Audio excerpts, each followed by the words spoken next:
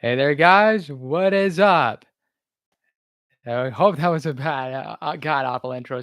But hey there, guys. What's up? It is now the Friday night live stream right here on Gabriel's Flick Experience. Yeah, I am Gabriel, the host man yourself. Yeah, welcome back to the second annual live stream. I don't have any intro music because if I did, YouTube, because they're gonna screw you over with the ass and the freaking again, like copyright. But I wish I could just play a little bit of the music. Hopefully, tone it down. It'll be something like this.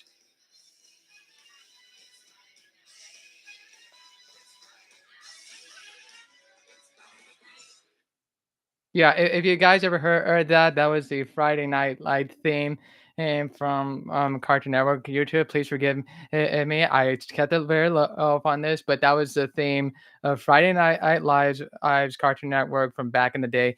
Back in the day. If any of you guys remember that from that show, Friday Night Cartoon Network, that was pretty fun. That was pretty fun back in the day. I just remember that Friday night block timing back in Friday nights from like 2004 five at the time. And every time when it's on, that's when new episodes of Cartoon Network shows would play up all the episodes. And yeah, that was great.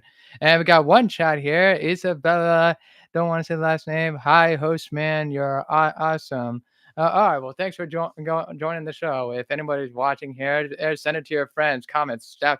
I don't give a fuck. Just do whatever. And like, yeah, we have some more. Hopefully, more people will be coming soon. So, anyway, let's get down to the show. All right. So, in my last live stream, I just did like a movie collection. Now this might be sort of a short or live stream or not because in my last live stream it was like almost fucking 2 hours long, where I just went over the DVD collection box set of movies that I've collected from this big box set, and I went reviewing all the stuff. I had no idea it was that long, but I just kept my mouth just running and talking, and it's fucking boring after a while. And I have to admit, I talk very fast, talk very too much, and it gets boring. But that's what most of the live streams do most of the time. So anyway, sorry about that. So anyway, we're gonna do something different this time. And oh man, I don't know if you could see this. I'm gonna change the camera because something's blocking in the way, and that is the. Hopefully you can see. On. And that way, if you notice, there's my Superman picture in the background. It's like a holographic horizontal thing. So I hope the camera is like in good angle. And there's my clear and present danger. And I'm gonna move that a little bit. Sorry about that. But anyway, I wanted to see. I hope you guys see that in the background. So yeah, this is what I got. So as I was saying, the last live stream was basically a movie collection. So instead, I didn't want to make this too long now. We're gonna look over on a few video games that I collected also over the years too. And yes, I am a gamer as well because I do own like a PlayStation, GameCube, and that kind of stuff. I still do game to this day and stuff because keep in mind, in my last season, I think this was like 3 seasons ago during season 2 of my podcast on the channel, which you could find it on the audio platform on the Spotify list and any other podcast platform. I did review on some few games. I did a Crash Bandicoot review and I did a Spider-Man for the PS4 review. So I want to keep up with some gaming for a while now. Now it's not my main huge demographic to my channel, but I want to mention to some video games in general. And I have a box set right here of games right over here that we'll go over in the meantime while we're waiting for any questions or comments. If anybody else is watching, don't forget the links right here. Follow me on Instagram at gfb_hostman, which any of you or do follow me right now. So let's get right to it. So I have a few games right here, and I do have a little set of movies right here that we'll also talk. So let's begin. All right. So the first game, and we're gonna go down on this list is the Little Big Planet for the PS3. I did not own this game, and well, I do, but it's not mine. A friend of mine bought this game, and I guess they gave it to me, and they wanted me to have a crack at this. And yeah, I never finished the game, but neither did my friend finish this game. I guess this game came out like oh shit, I don't remember back in 2007 or 8 at the time. It's one of those games where you get to create your own doll thing, create your own little world and battle many levels and more, play, create, and share with your other friends. And we never finished the game. I didn't understand what was the whole concept of this game. I guess maybe because they just want to create their own game, sort of like the before Minecraft came into the picture. So So that's one I will probably get rid of someday or some not. All right. Then the next game we have uh, Fire game. Yeah, yeah, yeah. As if this was a fire game. All right. Now the next game we have is Tony Hawk Project 8 for the PlayStation 2. Again, that's the game I did not also finish. I was just stuck on level 3 or 5. I never finished the game. The only reason why I played Tony Hawk games back in the day is because I just liked it just because I just like to skate. It was just fun, just free roaming around the skating area with my own created player that I played, and yeah, I didn't finish the game. I did just to play around, just to skate through some stuff. But I did like the soundtrack it had back in the day, some most environments. But yeah, it's very cheap for everyone. I was mostly stuck in this neighborhood level and stuff. But I did play a few Tony Hawk games back in the day. I played Pro Skater 1 and 2, but it was like a digitally remastered on the PS2 at the time, or no, probably PS1. And I did play Tony Hawk's Downhill Jam. If anybody remembers that game, it was basically a skateboarding racing game where you had to race downhill through the streets of like San Francisco and other places like that. But yeah, Tony Hawk, love the guy, love the skating games too. But I just like to play it just casually for fun sometimes. So let me put that right here. All right, next is Pirates of the Caribbean at World's End for the PS2, or as we like to call it, Pirates of the Caribbean, Dead Man's Chest, and at World's End, both combined together. This is a movie tie-in game, and I thought this game was pretty fun. I just remember there were some levels that were very hard because I had to fight a bunch of other pirates and Davy Jones's crew for like a long period of time, but I had to unlock bonuses to upgrades. It's to unlock things. But I thought the sword fighting when I had to battle the boss levels, it was pretty fun. But I didn't like the action design when I'm battling its other like guns, like the computer generated villains and stuff. But this is a tie-in game to Pirates of the Caribbean 2 and 3, all like both of those movies into like one game here. And I know what you're thinking, movie tie-in game sucks. Yes, however, no, sometimes. This is exceptional. It's not the greatest, but it's all right. It did follow the story wise. You get to play as Jack Sparrow, Will Turner, Elizabeth Swann, and many other characters in the game. You even have a dueling mode, which I played a lot, where you get to duel and sword fighting in many of the environments that if you've seen the Pirates films. And what can I say about the movie of At Worlds and the third one?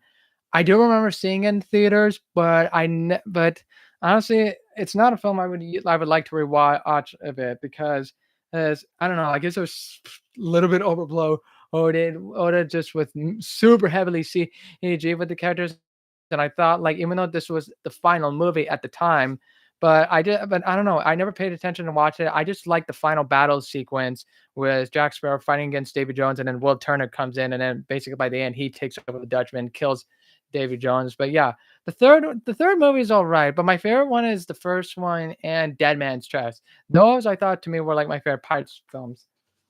Put that right here. All right, next up we have WWE SmackDown versus Raw 2009. So yeah, we got Triple H in front, and then we have like, please forgive me if I'm wrong. If I get any of the wrestlers wrong, I think this is Savage or John Morrison, or say again. Please forgive me. I got this. I think I just got this game just for fun. And I remember playing it a lot on the PS2 a little bit, and then I got an upgraded version on the PS3 as well. I mostly played Rey Mysterio or The Rock if I unlocked it. I even created my own wrestlers and gave them signature moves. I remember I made one character called Mr. America, not the Hulk Hogan character, but I created Mr. America, sort of like a luchador cry, and then I created most of mucho lucha characters, like a bunch of luchadors, and I would have them wrestling around.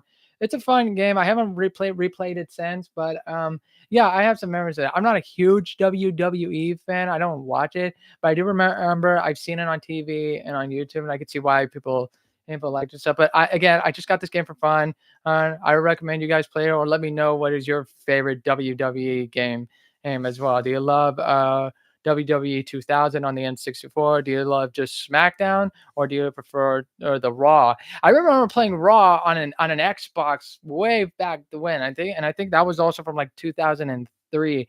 Yeah, but yeah, fun wrestling game. If you love wrestling, everything, I would recommend you play this game. All right. Oh, here's a good one.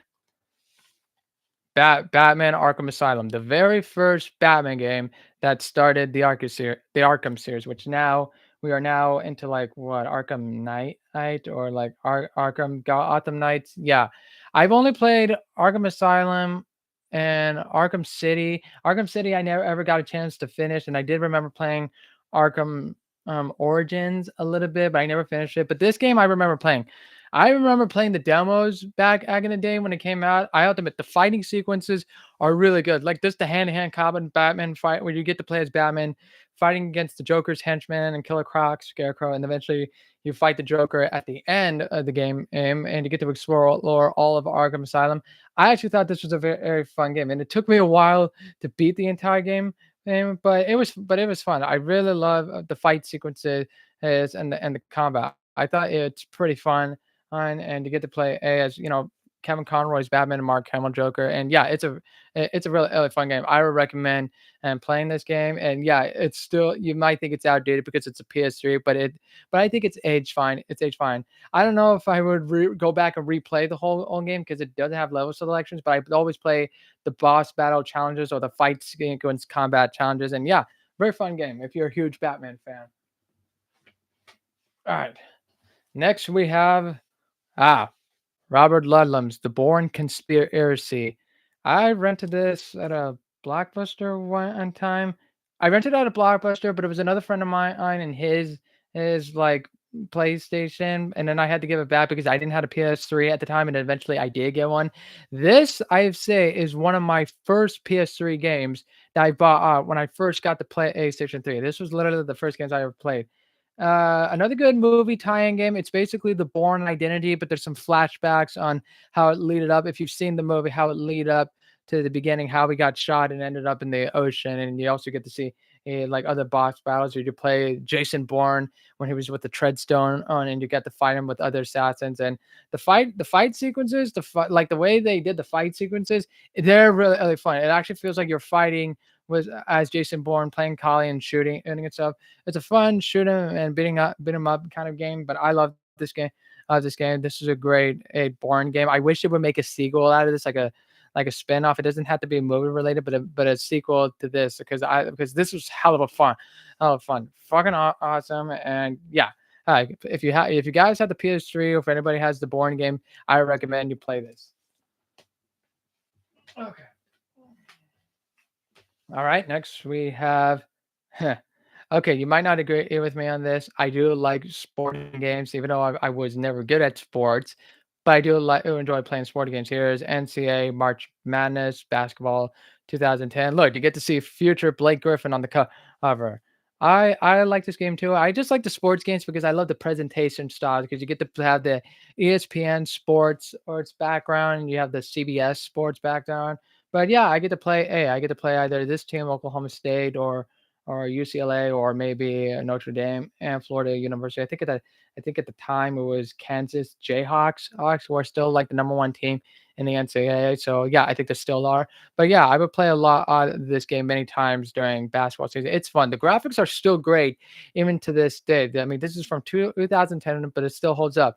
Why can't EA Sports make more for the current generation of consoles? But yeah, this is a very fun game. I would recommend and you play this game, or if you're a fan of college basketball, I'll buy this game because this is probably like the last one before it was discontinued. But keep it. Hold on to it. All right. Next we have here's one of my favorite games, FIFA 2008, FIFA Soccer. You get to see Ronaldinho from Barcelona. Hope I'm getting it right. Yeah, Guillermo Ochoa, the goalkeeper from Mexico, and Josie Altidore from the New York Red Bulls, who eventually played for the U.S. team. I loved it. I really love this game, and I have both versions for the PS2 and the PS3, and it took me a long time to find the PlayStation 2 side because I would play the soccer game a lot, like many times when I was a kid, and then I get the PS3 version just because I think the graphics are better. But there's some pros and cons to it. One, the pro part for the PS2, it has a little bit of a limited roster, but there's more stadiums and arenas you can play too. But the gameplay is a little bit lunky because it's the PS2 old outdated generation at the time. So that's some cons parts to it. But the pro for FIFA 08, the gameplay is way better because the players look realistic and the graphics are better. And the rosters is more bigger than the PS2 one. But the con part is there's limited stadiums, and I barely got to create my players or create a team and like I did in PS2. Oh, and the con part is I can't change any of the daytime or nighttime settings on this game. So it's just little parts right here, but I still do enjoy this game. But if I had to pick a version of it, I would say maybe the PS2, even though I had never replayed it in a while now, but I think I should. But this is still a good game. I recommend hell, just keep both. If you have the same game for the PS2 or the PS3, or if you have like any two different consoles, just keep them both. Just why not? Uh, but any fans of soccer from 2008 back in the day, yeah, this game still holds up, and EA Sports is still making more or good soccer games. I wish they would could diverse more. It's got a time there. All right, just taking the time. Okay. All right, next up we have Uncharted 2. I don't have the cover of this because I got this at a GameStop back when GameStop was a thing, and that was Uncharted 2 Among Thieves, the greatest sequel game in the history. It won Game of the Year awards back in 2009, and I loved Uncharted 2. Uncharted 2 to me was like one of the best sequel games ever. But as a matter of fact, that it wasn't the first Uncharted game I ever played. The first Uncharted game that I remember playing was Uncharted 3, Drake's Deception. Not many people talk about that game though, but I had the collector's edition. But that was the first Uncharted 3 game I played, and it was fun. And then I went back to Uncharted 1 and 2, and then I got the first two games. But yeah, I could see why people really love Uncharted 2 a lot. But overall in the series, I kind of like Uncharted 4, the last game, because it's the finale and it's a way better story or development. I mean, all the stories are great in the Uncharted games. Uncharted 2 is great. I love playing the train level sequence in Uncharted 2. And I really loved like the story character development with Nathan Drake and Elena Fisher, and the whole idea with Shambhala trying to find the Shintamani stone. This is a very fun game. I recommend Uncharted 2. Hell, and it works even great, even for the PS4 remastered. I don't have it, the remastered ones, because I already have it on the PS3, so recommend just keep it. And oh yes, Uncharted 1, Drake's Deception, the very first game ever that started it all with Naughty Dog back in 2007. I remember a friend of mine saw a trailer, like a preview of the game, and he recommended it. He's like, dude, you gotta play this game. This game is so fucking cool. It's like Indiana Jones it's mixed with James Bond and stuff. But yeah, this is a very fun game. It started it all, and I would recommend and you play this game and play it with your friends and stuff. And I'm getting a text here. But yeah, Uncharted 1 on Drake's Fortune. You get to travel the islands. It's a fun beating 'em up, shooting 'em up game. It still aged perfectly to this day from 2007. So buy the Uncharted series. If you guys never played Uncharted, I recommend you play the Uncharted games. They are phenomenal. Best game ever. Best written game ever. Best gameplay like overall and quality. I'm gonna take a little break here. Have a sip.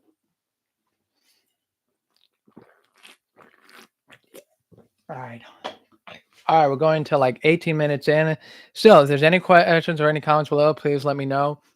If anybody is watching, and let me know what your thoughts on it. All right, next up we have MLB 12 The Show, a baseball game, and for any big MLB fans for 2012. I got this game because baseball, I think, was being huge at the time. I do watch baseball occasionally on ESPN or for my local team stuff, but I just got this game just for fun. That's for fun. I just like the sports games in general. Like again, since I was not good at sports physically, but I know the concept of game, I just play them and it's fun. I like to play baseball games. Great graphics, more jersey designs, and support your favorite team, the Yankees, the Red Sox, the Dodgers, the Padres, or even the Cleveland Indians and the Astros. And it says, yeah, I know all the MLB teams, so I recommend you buy this game, or even the current one right now with MLB 25 or 26 or so. I haven't bought them ever since because I've been playing like other games before, so my mind was off of sports. But now I should really go play them. But so MLB The Show, great game. I did remember playing MLB 2K Sports. That was the first baseball games I played, and I think it was 2K8, I think. That was the first baseball game I ever played before that. And then I played MLB The Show and EA Sports MVP baseball if anybody remembers. But yeah, I would recommend just play all of them. Here it is. Madden NFL 2011. Great football game. Support the NFL back when it was great. And you get to see Drew Brees on the cover for the Saints and stuff. I remember he was a Charger player at one point, and people liked him. And now he's a Super Bowl champ for the New Orleans Saints. So, yeah, Madden NFL. Go play if you're a fan of football. If you love the NFL, play the Madden games. I think they get better over time, though. Again, I haven't played the rest, but I always like playing the old school ones. Old school games to me are like all the best ones. Make a stack pile. All right. Call of Duty World at War. Yeah, I know. Some of the games I didn't get any of the covers from it because they were like, it was like the next year or 2 years later after the game was still a bit dated. But I got this set of game stuff, as you could tell from the Power Up players. Call of Duty World at War was fun. I think that was the first PS3 I get. No, wait. No, wait. I think I bought this and it was like my third or fourth Call of Duty game that I remember playing back in the day. Love the game. Love the World War II setting. You get to play as the U.S. Army fighting against the Japanese in the Pacific, and then you get to play the Russian military fighting against the Nazis in Germany, and you get to play the Allied sides, like stopping the Nazis and stopping the Japanese, is the Imperial Japanese, and then the setting, the environment's great. I love the weapons they got. I played a lot of Tommy guns and rifles with this game, and there's at least a tank battle once where you play like I think a Russian tank against a German Tiger tank. But yeah, this is fun. I think that this was also the game that first introduced the Nazi zombie modes that you played and the Call of Duty Black Ops later on. And yeah, I think I only survived like level 14 or 8. Yeah, that's how far I went up. I don't, and as usual, I kept getting killed a lot. I didn't have the ray gun at the time. That wasn't until Black Ops, but I used a lot of like Browning M1919 guns or flamethrower to stop the zombies. And yeah, they become from everywhere. It's still fun. It's still fun to this very day, especially if they're just there to shoot zombies. It's a really fun game. This is probably like one of my favorite best Call of Duty games ever. All right, then. Now we go to. All right. Now we have NBA 2010 with the man, the legend, the Black Mamba. Rest in peace, man. Yep. NBA 2010. I think this is when a year a year before Mavericks won the NBA championship. I think at this time it was either the Lakers or the Celtics by a year off. I got this game because I do like the NBA. The graphics were better on 2K Sports. I never played NBA Live though. I think I played it once. There was alright, but I went with 2K Sports instead. The graphics seemed cool overall, but I like the presentation style. Played a lot of the demos of this game. But yeah, if you're a huge fan of the NBA, if you're a huge fan of Kobe, if you're like the Celtics, the Mavericks, the Knicks, the Raptors, and the Warriors, even though this is from 2010, but it's nice playing the old school legendary players from back in the day, especially Kobe Bryant. Man, what a tragedy for him when he got killed in the mountains, man. I mean, like the Sandlot, heroes will be remembered and legends will never die. And this guy was a legend. I was never a Laker fan or anything, but I could tell he was a hell of a great player, and he's going to be remembered as a legend for a long, long time.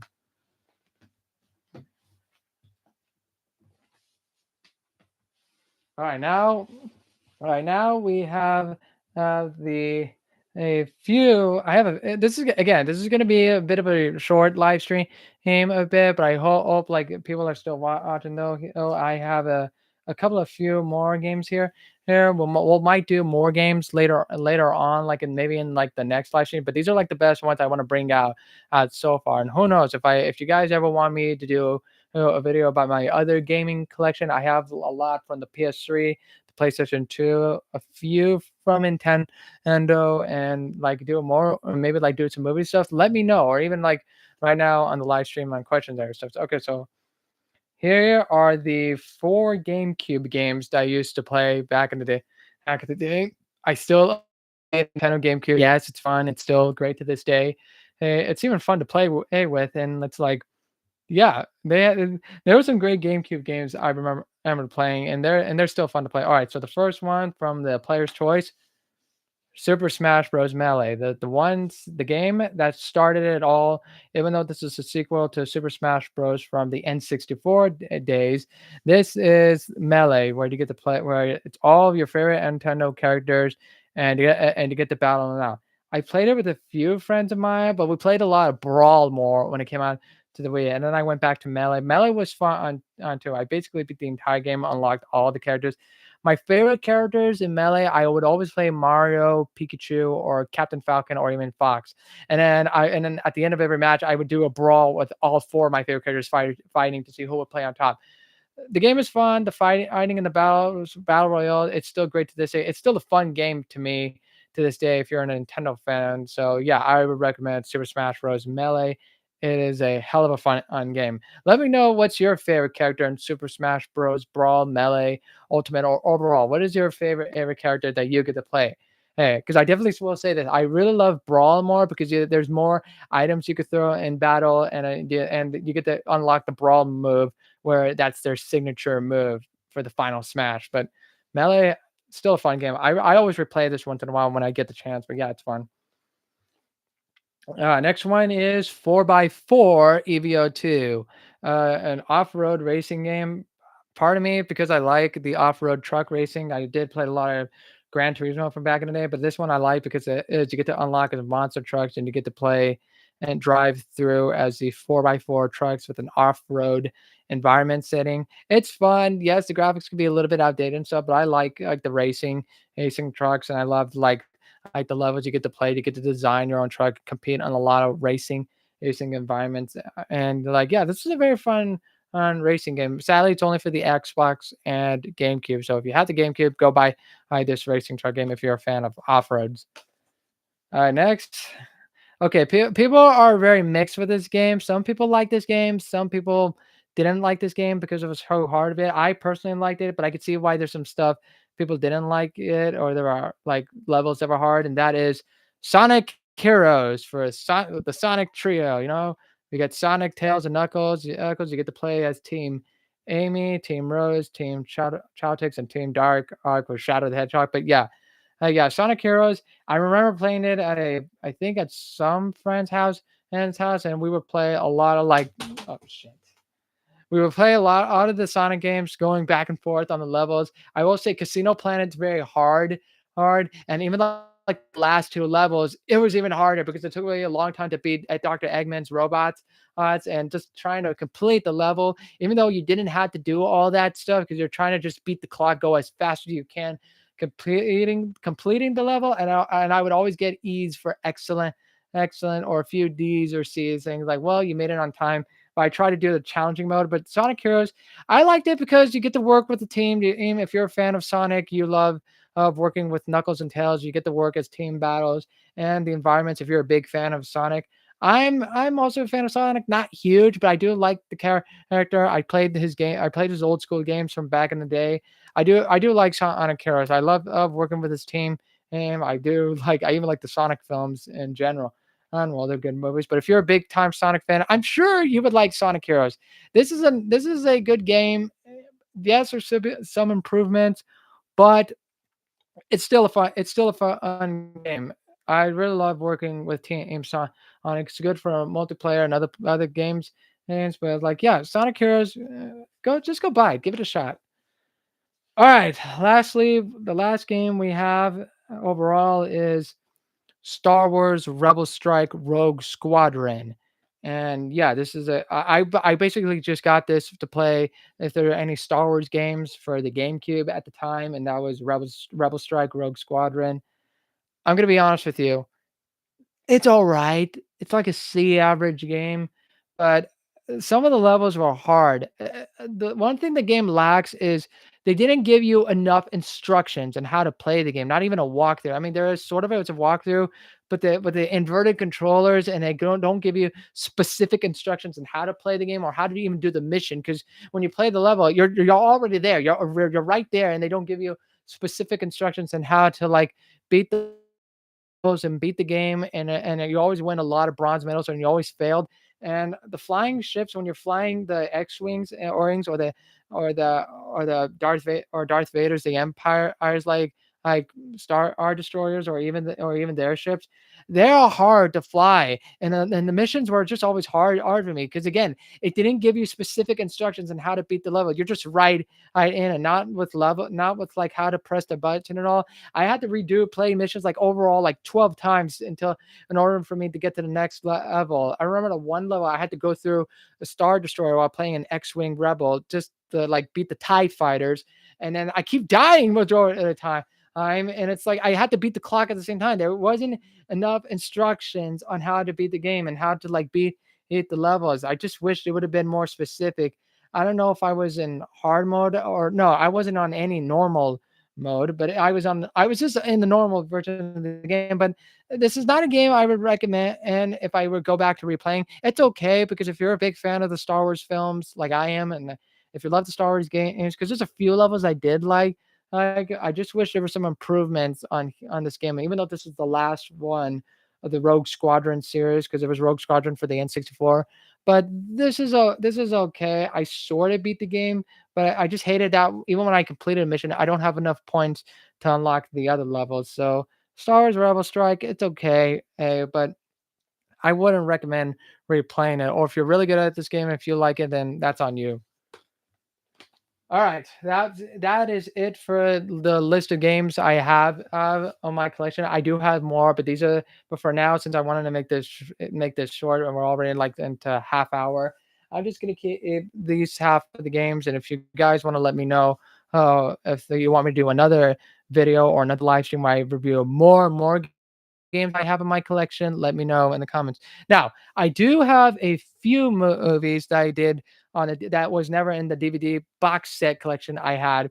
Because I also have another box set of movies. Well, not a box set, but I have a collection of movies that I didn't have time to bring it up. But here's a few that I brought, and we'll might do this down the road in the future. So, one of the other few movies that I also brought with this is small right now, but one of the other films that I also have in my collection, which I will go over, is these are pretty good ones too. Some of them are great, some of them are funny, and yeah, let me know what your thoughts on these films.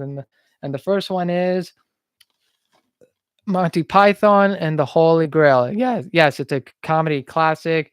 If you're a fan of the Monty Python show from BBC back in the day, I remember parts of the episodes on TV. Hey, not from that time, but like reruns. I think you can find the show on Netflix. And Monty Python, the Holy Grail. I can see why it's funny, but I remember the cast of the show, Graham Chapman, John Cleese, said they had a terrible time making the film because the conditions were a pain in the ass. As they were kind of bit of on a cheap budget. And spoiler alerts, if you've seen the ending, they never get the Holy Grail. They're about to have like some charged battle. There's some very funny comedic elements, but it's very British humor. But on the ending, when they were trying to like charge the castle to get the Grail, which we never do, in every Monty Python sketch, the cops come in and they stop the whole film. And like say, all right, arrest everybody, production's off. And the reason why is because they ran out of money to make the film. So they just said, fuck it. It's a cop out ending. Let's just black out to screen with the intermission music in the background. And I didn't even know that was the end. I thought like, is this another intermission? And it's like, no, that's the end. That's the end of the movie. It's a big fuck you to the audience. I just imagine if people saw this movie the first time, or if this was released nowadays, people will riot at the end and think, "What? That's it? What was that? That was a cheating on us. No closure. It was just a cop out, funny comedic tone." But if you know the show, that is so what the Monty Python people would do with that kind of like recurring gag they would do. Holy Grail is kind of funny, but the first time I watched it, I was like, "What the fuck? That's it."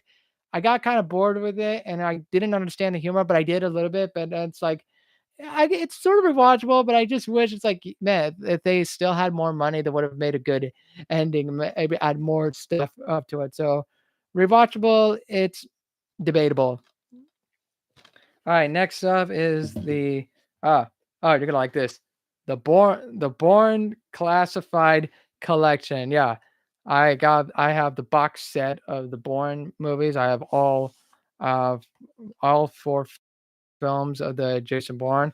Look at the cover. Look at the cover of this. Look how cool this like DVD is. You get to see Matt Damon running his highlights from the films, and then you get to see yeah, you get to see the box set of the Bourne Identity. I love the artwork and stuff. The Bourne Supremacy, the Bourne Ultimatum, and not my favorite, the Bourne Legacy. And then here's a bonus disc where you get to see the behind the scenes footage of the directors and how they made the films and stuff. This is all right. But I do love the artwork of the DVD. I love the photos when they make these collages of all the Jason Bourne films. So yeah, I do like the Bourne movies. Matt Damon's great and all. My favorite one is overall all the Bourne Identity. I did like Supremacy for a while, but I could see there's some flaws with the mostly the direction with Paul Greengrass's shaky cam.